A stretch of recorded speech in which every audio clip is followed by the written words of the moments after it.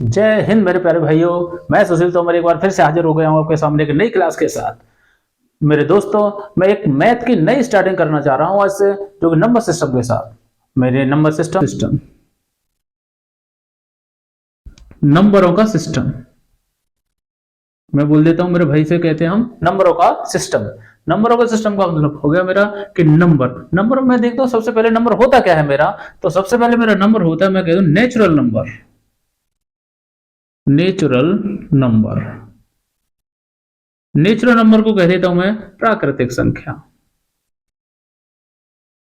प्राकृतिक संख्या मैं कहूं कि मेरे भाई प्राकृतिक संख्या क्या होती है, तो प्राकृतिक संख्या होती है मेरी जो हमें प्रकृति से प्राप्त हुई हो, जो हमें नेचर से प्राप्त हुई हो। एन का मतलब नेचर से, तो नेचर से मतलब 9, ना से नेचर ना से 9। तो 1 2 3 4 5 6 7 8 9। तो नेचर से मुझे कितनी संख्या प्राप्त हुई है, तो नेचर से मुझे संख्या प्राप्त हुई है 9। इसके बाद संख्या आ जाती है मेरी पूर्ण संख्या। पूर्ण संख्या जैसे कह देता हूं मैं होल नंबर।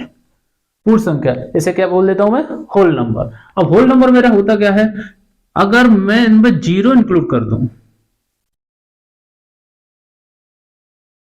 मैं अगर इनमें जीरो इंक्लूड कर देता हूं तो ये हो जाता पूरा का पूरा मेरा होल नंबर। जैसे मैं अगर लिखना चाहूं कि 10, तो क्या मैं लिख सकता हूं? नहीं लिख सकता। अगर इनसे मैं लिखना चाहूं कि मुझे 10 लिखना है तो लिख सकते हो? नहीं लिख सकते। लेकिन अगर मेरे जीरो इंक्लूड हो गया इसमें, तो इसका मतलब ये हो गया, इसका मतलब कि मैं 10 लिख सकता हूं, मैं 100 भी लिख सकता हूं, मैं 50 भी लिख सकता हूं। अब तक जीरो नहीं था, तो इसका मतलब ये था कि मेरी सारी की सारी संख्या पूर्ण संख्या मेरी नहीं थी। अब होगी मेरी पूर्ण संख्या। इसके बाद में चलते बेटा, तो मेरा होता है पूर्णांक संख्या। क्या होती है? पूर्णांक संख्या। पूर्णांक संख्या मेरी क्या होती है, तो पूर्णांक संख्या वे संख्या होती है कि जो मेरा, मैं बीच में जीरो मान लूं, इससे आगे चलूं +1 +2 +3 +4, डेट डेट डेट डेट में ऐसे ऐसे चलता जाऊंगा। पीछे चलूं -1 -2 -3 -4, डेट डेट डेट डेट में ऐसे ही चलता चला जाऊंगा। तो ये हो जाती है मेरी पूर्णांक संख्या, जिन्हें मैं बोल दिया इंटीजर। मैं इसमें अगर देखता हूं आगे, तो मेरे कुछ माइनस की संख्या है, कुछ मेरी प्लस की संख्या है। तो मैं क्या करता हूं, इनको भी डिफाइन करता हूं अलग अलग संख्या में। मैं यहां से आगे चलता हूं, तो मैं चलता हूं, इनमें कुछ मेरी सम संख्या होंगी, कुछ मेरी विषम संख्याएं होंगी, इनमें कुछ मेरी ऋणात्मक संख्याएं होंगी, कुछ मेरी धनात्मक संख्याएं होंगी इनमें। मैं आगे चलता हूं बेटा, इनमें से छांटता हूं, क्योंकि मुझे पता है कुछ सम है, कुछ विषम है, कुछ धनात्मक है, कुछ ऋणात्मक है। ठीक है, तो इससे आगे चलूं तो मैं कह देता हूं सबसे पहला सम संख्या। सम संख्या, सम संख्या मेरा क्या होता है, तो मैं कह दूंगा सम संख्या क्या होती है, तो वे संख्या जो 2 से विभाजित हो जाए। वे संख्याएं जो मेरी 2 से विभाजित हो जाए। जैसे मैं कह देता हूं 2 4 6 8 10 डेट डेट डेट डेट। ये जितनी भी सारी मेरी संख्या है वो मेरी 2 से कट जाती हैं। इसका मतलब ये है ये सारी की सारी मेरी संख्या, ये जो संख्या है ये मेरी सम संख्या है। इससे आगे चलता हूं मैं और फिर कहता हूं मेरी विषम संख्या क्या होती है। विषम संख्या, तो मेरे प्रिय छात्रों विषम संख्या क्या होती है, ये सम है, ये विषम है। ये सम है तो इसका उल्टा विषम है। तो जो मेरी 2 से कट जाए वो मेरी सम संख्या है, जो मेरी 2 से ना कटे वो मेरी विषम संख्याएं हैं। जैसे मैं कह देता हूं जो वे संख्याएं जो 2 से ना कटे, वे संख्याएं जो मेरी जो 2 से ना कटे या ना विभाजित हो, या जिन्हें विभाजित ना किया जाए, जो मेरी संख्या है वे संख्याएं जो दो, कौन सी संख्या होंगी, तो मैं कह देता हूं एग्जाम्पल के लिए मेरी संख्या होंगी वे 1 3 5 7 9 11 डेट डेट डेट। जो मेरी संख्या है किससे 2 से विभाजित ना हो, वे संख्या जो 2 से विभाजित नहीं होंगी वो संख्या मेरी क्या कहलाएंगी, वो सारी की सारी संख्या मेरी विषम संख्याएं कहलाएंगी। अब इनमें से और आगे चलता हूं मैं और फिर मैं कह देता हूं ये मेरी सम हो गया, ये मेरी विषम हो गया। अब मैं कह देता हूं मेरी अभाज्य संख्या है। पहले उससे पहले मैं इतना और समझा दूं तो मैं कि सम और विषम संख्या मेरी आधी आधी संख्या होती है। मैं कहूं 100 में कितनी सम कितनी विषम है, तो 100 में कहोगे आप मेरी 50 सम है, 50 मेरी विषम है। मैं कहूं 50 में मेरी कितनी सम है कितनी विषम है, आपको 50 में मेरी 25 सम है, 25 विषम है। मैं कह देता हूं मैं 59 में मेरी कितनी सम कितनी विषम है, तो आप कहोगे इसमें से कि अगर मेरा 60 होता तो मेरी 30 हो जाती सम विषम। अगर मेरे 60 होता तो मेरी 30 सम विषम हो जाती, बट मैंने देखा मेरे 59 है, ये तो 59 का मतलब इसमें से जो 60 है 60 है वो मेरी सम संख्या है, उसे मैंने इसमें से हटा दिया। जब 60 को मैंने इसमें से हटा दिया तो इसका मतलब एक सम संख्या को इसमें से मैंने हटा दिया। तो अगर 60 होता तो मेरी 30 हो जाती, बट मैंने देखा है तो मेरा 59, इसका मतलब जो सम संख्या मेरी 60 थी उसको मैंने कम कर दिया, उसे कम कर दिया तो कितना हो जाएगा, ये मेरा 29 हो जाएगा। एक जो मेरी सम संख्या है वो कम हो जाएगी, तो मेरी इसमें जो विषम संख्या होंगी वो मेरी कितनी होंगी, 13 होंगी, और जो मेरी सम संख्या होंगी वो कितनी हो जाएंगी, मेरी 29 हो जाएंगी। तो नेक्स्ट आगे और देखते हैं इसमें अभाज्य भाज्य की तरफ। आगे मैं कहना चाहूं मेरे मित्रों कि मेरा एक और होता है पॉइंट कि सम संख्या, सबसे छोटी सम संख्या मेरी कौन सी होती है। तो सबसे छोटी सम संख्या की अगर बात आती है कि सबसे छोटी सम संख्या कौन सी होगी, तो हम कहेंगे सबसे छोटी सम संख्या मेरी 2 होगी। मैं कहूंगा सबसे छोटी विषम संख्या कौन सी होगी, अगर हम कहें कि मेरी विषम संख्या क्या कौन सी होगी, तो आप कहोगे विषम संख्या होगी मेरी 1 होगी। सम संख्या कौन सी होगी मेरी, सम संख्या मेरी 2 होगी। कभी कभी कुछ लोग कह देते हैं कि सबसे छोटी मेरी जो सम संख्या है वो मेरी 0 होती है, लेकिन ऐसा नहीं है। हम ये कह सकते हैं कि जो 0 मेरी सम संख्या है, लेकिन वो सम संख्या मेरी कब है, वो मेरी तब सम संख्या है जब उसके साथ कोई भी डिजिट दिया हो, कोई भी इंटीजर दिया हो। मैं कह देता हूं जैसे इसके साथ में अगर 1 लिख देता हूं, इसका मतलब ये सम संख्या है। क्यों, क्योंकि मैं पहले ही बता चुका हूं मेरी सम संख्या वे सम संख्या होती है जो मेरी 2 से कट जाए, है ना, और विषम संख्या क्या होती है, जो मेरी 2 से ना कटे। तो मैं क्या करूंगा, अगर किसी भी संख्या के साथ में 0 रख देता हूं तो वो मेरी सम संख्या है, लेकिन मैं केवल 0 रख दूं तो वो मेरी सम संख्या नहीं होगी। क्यों नहीं होगी, मैं पहले ही बता चुका हूं तो मैं कि सम संख्या वे संख्या होती है जो मेरी 2 से कट जाए वो मेरी सम संख्या होगी, और जो 2 से ना कटे वो मेरी विषम संख्या होगी। तो आप जानते हो कि मेरी जब 2 से क्या मेरा 0 कट जाएगा, मैं अगर 0 में 2 से भाग दूं तो चला जाएगा, बिल्कुल नहीं जाएगा। इसका मतलब है ये सबसे छोटी नहीं है।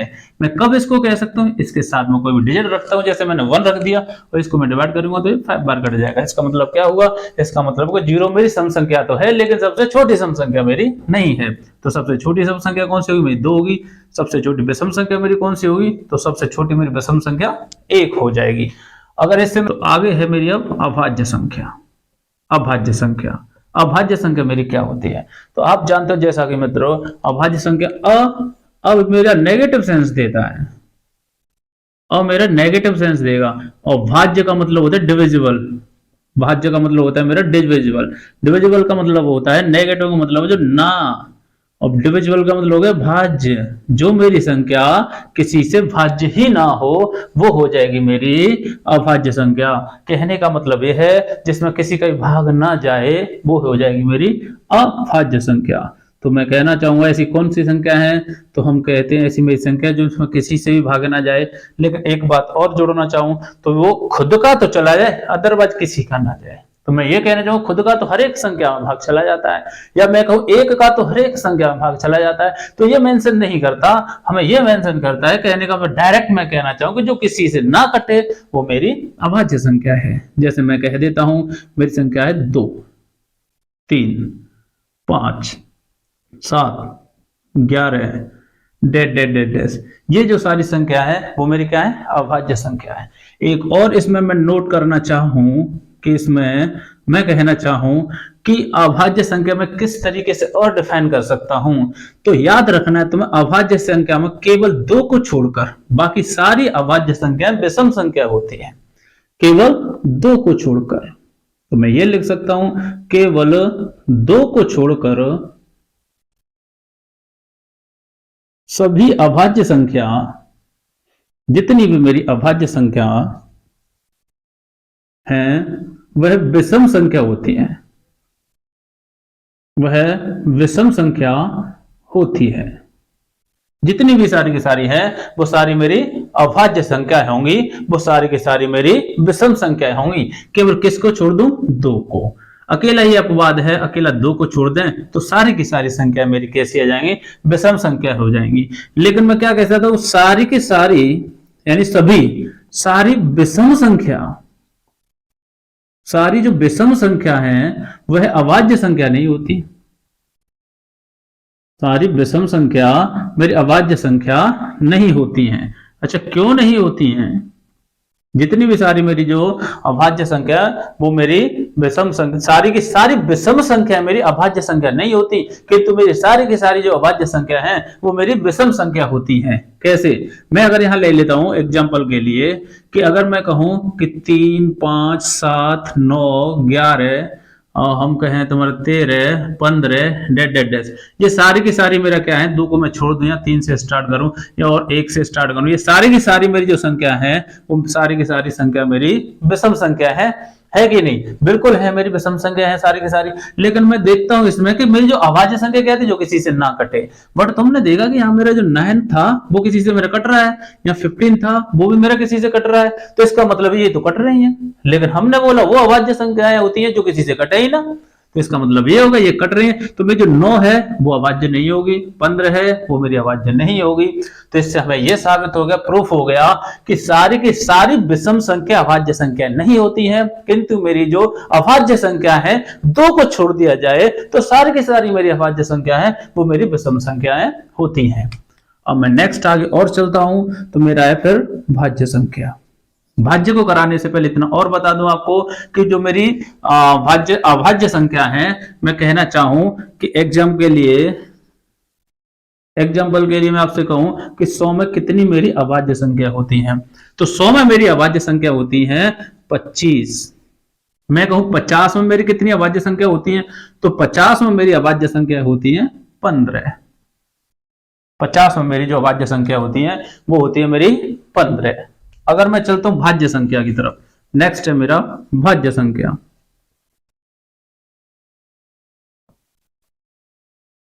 भाज्य संख्या, तो भाज्य संख्या क्या होती है? जैसे मेरा सम का अपोजिट मेरा विषम था, तो ऐसे मेरा भाज्य का अपोजिट मेरा अभाज्य हो जाएगा। भाज्य संख्या क्या होती है? तो मेरी भाज्य संख्या होती है जो किसी से भी कट जाए, कहने का मतलब खुद को छोड़कर किसी अन्य संख्या से कट जाए। इसका सेम मेरा अपोजिट हो जाता है कि भाज्य वह संख्या जो खुद को छोड़कर किसी से भी कट जाए। तो हम कहेंगे जैसे है मेरा 4, मेरा 6, 8, 9, 10 डेड डेड डेस। इसका मतलब यह हो गया इनफाइनाइट तक कि जितनी भी मेरी संख्या हो वो किसी अन्य संख्या से कट रही हो, चाहे वो मेरी सम संख्या हो चाहे वो मेरी विषम संख्या हो, वो सारी की सारी मेरी भाज्य संख्या होंगी अगर वो किसी दूसरी संख्या से कट रही हो तब। तो मैं कह सकता हूं कि ये मेरी भाज्य संख्या है। अब हम कहें सबसे छोटी भाज्य संख्या क्या होगी? सबसे छोटी मेरी भाज्य संख्या क्या होगी? तो हम कहेंगे सबसे छोटी जो भाज्य संख्या है वो मेरी कौन सी हो जाएगी? 4। ये क्वेश्चन काफी बार आ चुका है, आर्मी को तो इससे बड़ा लगाव है, काफी बार ये पूछा जा चुका है कि सबसे छोटी मेरी जो अभाज्य संख्या है, सॉरी सबसे छोटी मेरी भाज्य संख्या है वो क्या है? तो वो है मेरी 4। मैं कहूं कि सबसे छोटी अभाज्य संख्या कौन सी है, तो यहां कहेंगे हम सबसे छोटी अभाज्य संख्या मेरी 2 है। तो इन दोनों हमें डाउट नहीं पालना है, भाज्य की बात है तो 4। काफी बार लोग इसमें 2 लगा देते हैं, बोल देते हैं सबसे छोटी भाज्य संख्या कौन सी है, ऑप्शन में आ जाता है मेरा 2, 4, मैं कह दूं 5, मैं कह दूं 7, तो बच्चा क्या कहेगा सबसे छोटी भाज्य संख्या कौन सी है, वो 2 लगा देता है। क्यों? क्योंकि हमारे माइंड में ये बन चुका होता है पहले से कि अगर मेरा जो 2 है उसे जो कट जाए वो मेरी सम संख्या, जो ना कटे वो मेरी विषम संख्या, यानी 2 ही 2 2 2 बार बार पढ़ते आते, तो इसका मतलब ये हमारे माइंड में घर कर जाती है संख्या की 2। तो बेटा 2 ना हो करके मेरी जो सबसे छोटी भाज्य संख्या होगी वो मेरी क्या होगी? तो वो होगी मेरी 4 होगी। और हम अगर कहें 100 की बात करें तो मैं कहूं मेरा 100 में कितनी भाज्य संख्या होंगी, तो मैं पहले बता चुका था तुम्हें कि 100 में मेरी अभाज्य संख्या 25 होती है, तो बची कितनी? 75। 75 मेरी भाज्य संख्या होगी। मैं कहूं मेरा 15 में 50 में कितनी भाज्य संख्या है, तो हमें पता है ये मेरी अभाज्य संख्या थी। अब मैं आपसे कहूंगा कि इसमें भाज्य कितनी है, तो जब 15 की 50 में से 35 मेरी क्या बचेंगी? 35 मेरी भाज्य संख्या बचेंगी। तो चलिए थोड़ा आगे और चलते हैं। अब नेक्स्ट मेरा परमेय संख्या। मेरी परमेय संख्या क्या होती है? तो परमेय संख्या क्या होती है? तो मेरी परमेय संख्या वे संख्या है जो मैं P अपॉन Q के रूप में लिख सकूं, P अपॉन Q के रूप में लिख सकूं, रूप में लिखा जाए। P अपन Q के रूप में लिखा जाए, वो मेरी क्या हो जाती है, वो हो जाती है मेरे भाइयों परमेय संख्या। या मैं ये कह सकता हूं वे संख्याएं जो अंडर रूट से बाहर निकाली जा सके वे हो जाती है मेरी परमेय संख्या। जो, या मैं कहूं जो रूट से बाहर निकाली जा सके,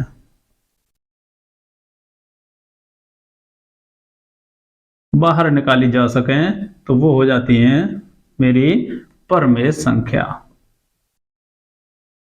वे मेरी परमेय संख्या हो जाती है।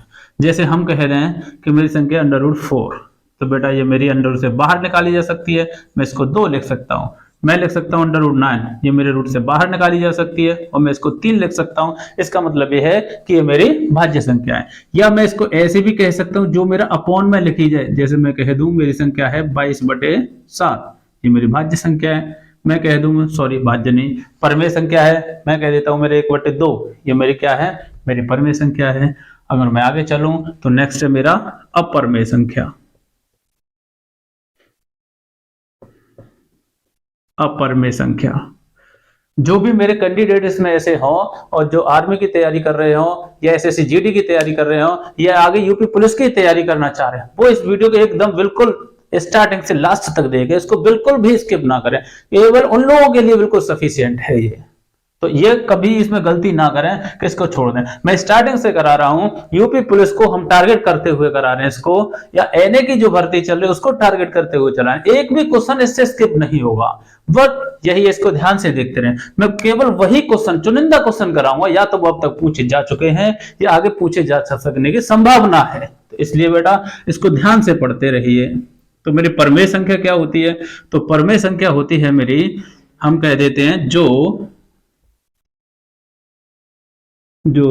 रूट से बाहर ना निकाली जा सके, रूट से बाहर ना निकाली जा सके, जो रूट से बाहर ना निकाली जा सके, तो हम कह देते हैं जैसे, या मैं कह सकूं जो P/Q के रूप में ना लिखी जा सके, जो P/Q के रूप में ना लिखी जा सके, जिसे हम P/Q के रूप में नहीं लिख सकते हैं, तो उसे क्या कहेंगे हम, अपरमेय संख्या। जैसे हम कह देते हैं √2, मैंने भी कहा जो रूट से बाहर ना निकाली जा सके, तो मैं कहूंगा कि क्या √2 को आप बाहर निकाल सकते हो, तो नहीं निकाल सकते। मैं कहूँ √3 को आप बाहर निकाल सकते हो, नहीं निकाल सकते। इसका मतलब क्या हुआ, ये सारी मेरी अपरमेय संख्या हुई। या मैं ये कह सकता हूँ मेरा पाई, ये काफी बार क्वेश्चन पूछा जा चुका है। मैं कहूंगा कि पाई क्या है मेरी, तो आप देखोगे कि मैंने अभी कराया था पाई की वैल्यू 22/7, 22/7 थी, वो मेरी परमेय संख्या थी, लेकिन जो पाई थी वो मेरी अपरमेय संख्या है। तो बेटा ये नोट करके लिख लेना कि अगर मुझे पाई दिया होता है और मुझे पाई की वैल्यू दी जाती है, तो अगर पाई की वैल्यू दी जा रही है तो ये तो हो जाएगी मेरी परमेय संख्या, ये हो जाएगी मेरी परमेय संख्या। लेकिन अगर पाई मुझे साइन दिया जा रहा है तो मेरे मित्रों ये हो जाएगा मेरा अपरमेय संख्या, ये हो जाएगा मेरा अपरमेय संख्या। एक ही वैल्यू में 2 मान है, परमेय और अपरमेय। नेक्स्ट में आगे चलूं तो अगला मैं कह देता हूं जैसे सह अभाज्य संख्या, सह अभाज्य संख्या। सह अभाज्य संख्या क्या होती है, वे संख्या या तो दोनों का डिफरेंस 1 हो या वो दोनों के फैक्टर आपस में एक दूसरे से कटे ना। जैसे मैं कह देता हूं मेरी संख्या है कोई 12, 12 के अगर मैं फैक्टर करना चाहूं तो 3 और 4, या तो दोनों में एक का डिफरेंस हो या मेरे एक दूसरे से कोई भी संख्या कटे ना, तो वो मेरे क्या हो जाएगी, सह अभाज्य संख्याएं हो जाएंगी। तो दोस्तों मेरा कहने का मतलब ये है, मैं ज्यादा एक्स्ट्रा बातें ना करते हुए, एक्स्ट्रा निचोड़ ना निकालते हुए, केवल एक अपने सीधे सीक्वेंस में चलता जा रहा हूं। जैसे हम सिलेबस को भी जल्दी से जल्दी कवर कर लेंगे और साथ में जो क्वेश्चन आने वाले हैं, जो आने की संभावना है, केवल उनसे ही हम रूबरू होते चलेंगे। तो चलिए और अपनी क्लास को आगे बढ़ाते। तो इसी तरीके से मैंने इसमें से एक क्वेश्चन उठाया है अपना, जो मेरा परमेय अपरमेय पे आधारित है। ये क्वेश्चन मैं कराना चाहूंगा, जैसे निम्नलिखित संख्याओं में से कौन सी संख्या परमेय संख्या है। बात कर रहा मेरी परमेय संख्या की, कौन सी परमेय संख्या है। तो आपको मैं पहले बता चुका हूं परमेय संख्या कौन सी है और मेरी अपरमेय संख्या कौन सी है। आप देखोगे परमेय संख्या मैंने कहा या तो वो P/Q के रूप में हो, और या फिर वो अंडर रूट से मेरी बाहर निकाली जा सके। तो आप देखोगे ऐसी कौन सी संख्या है। अच्छा, एक बात इसे बताने से पहले मैंने आपको बता दूं कि परमेय संख्या में मैंने जो भी बताया था डेफिनेशन, उसमें मैं जैसे मैंने लिख लिया, मान के चलो 200, तो क्या ये मेरी परमेय संख्या है? बिल्कुल परमेय संख्या है। क्यों? क्योंकि मैं पहले ही बता चुका हूं कि परमेय संख्या वो होती है जिसे मैं P अपॉन Q की फॉर्म में लिख सकूं, या मैं कहूं से मैं जैसे 200 को मैं क्या लिख सकता हूं, 200/1, इसका मतलब क्या हुआ, P अपॉन Q की फॉर्म होगी, क्योंकि मैं एक से अगर इसको डिवाइड करता हूं तो ये संख्या मेरी 200 की 200 ही रहेगी। इसका मतलब ये है कि 200 मेरी क्या है, मेरी परमेय संख्या है। तो मैं आगे चलता हूं। क्वेश्चन मेरा ये है कि निम्नलिखित संख्या में से कौन सी परमेय संख्या है? तो आपको बताना है 500 माइनस के 15 रूट 2 1/4, ये या फिर ये। तो आपको मैं पहले क्या लिखाया था कि अपरमेय संख्या कौन सी होती है, तो जो मेरी पाई है वो मेरी अपरमेय संख्या है, नीचे में नोट करके लिखा दिया था अभी। तो मैं क्या कह सकता हूं कि इधर मेरा पाई है, इसका मतलब ये तो मेरी परमेय संख्या नहीं होगी। और मैं कहीं देखता हूं पाई है क्या, इधर कहीं पाई नहीं है। लेकिन मैंने अपरमेय संख्या में ये भी कहा था कि अपरमेय संख्या मेरी वे संख्याएं होंगी जिनमें मैं अंडर रूट से बाहर न निकाल सकूं, वो होती मेरी अपरमेय संख्या। आपने देखा √2, ये तो मेरी अपरमेय संख्या होगी। फिर मैंने देखा ना तो मेरा ये होगा ना मेरा ये होगा। अब बचा क्या, 500 ओनली। 500 ओनली तो नहीं हो सकता क्योंकि इसमें और भी नंबर है, तो इसका मतलब ये। फिर बचा क्या, तो मेरा ये बचा। इसका मतलब 500 है मेरा क्या, परमेय संख्या से मैंने 1/, इसे 500/1 लिख सकता हूं, है ना। ये मेरा है ना, इसमें रूट की फॉर्म में ना कोई। इसका मतलब ये है कि जो भी मेरी परमेय संख्या है और परमेय संख्या का समुच्चय है वो मेरा ये है। इसी टाइप के और इससे बेहतरीन क्वेश्चन मैं कराने वाला हूं। तो आज के लिए इतना ही सफिशिएंट है, इसलिए चैनल को सब्सक्राइब कर लें। मैं नेक्स्ट डे इस और अच्छे क्वेश्चन कराऊंगा, इसका लेवल भी बढ़ाऊंगा और स्टार्टिंग से लेकर लास्ट तक कराऊंगा। जय हिंद।